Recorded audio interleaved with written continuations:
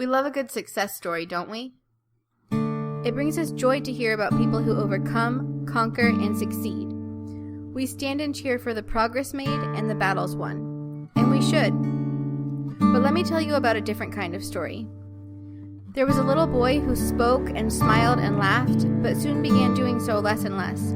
His mom cried as he kept his words inside of him, and he cried as he tried to tell us what he wanted in ways we couldn't understand. Psychologists diagnosed, and then the troops surged in.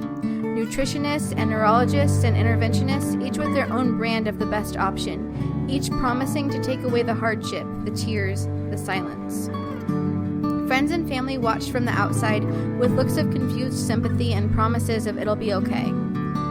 Books, articles, and TV specials told us wonderful tales of children learning to talk after years of intervention.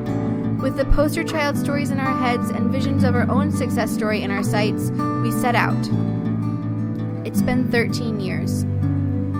We've seen the highs and lows, we've sobbed and shouted for the words that he can't say, and we've laughed at his silly sense of humor.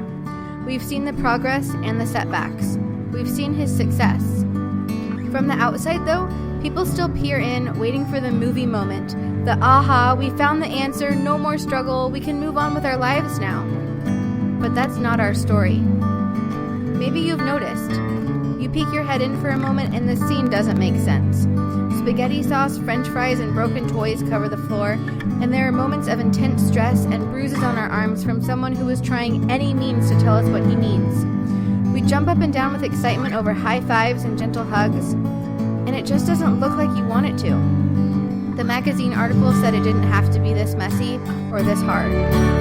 Nobody told you, nobody told us either, about the stories that turn out a little differently. These stories have a different kind of beauty, hidden in the ordinary joy of getting to serve and care for another person, the small victories in communication, and the bliss of just slowing down and noticing life. I get it though. It looks a little weird and it makes you a little uncomfortable. It's okay that you don't understand. I want to thank you really for caring, for asking, for trying, for hoping things might be better and that our breakthrough moment might be just around the next corner. Thank you. But we're not waiting for that here it is moment anymore. We're just living and loving and caring for our little guy who is now a big guy. N.D. Wilson, in his book Death by Living, says, "Be as empty as you can when that clock winds down. Spend your life." That's what we're doing, spending our lives writing a story that you won't see on the front cover of magazines or watch on ABC Family. But let me tell you, it's a page-turner, a tearjerker, and sometimes we feel like cliffhangers. We don't know what's coming next either, but we'll be there, probably covered in syrup and with bloodshot, sleep-deprived eyes, and always with God's mercy on every page of our story.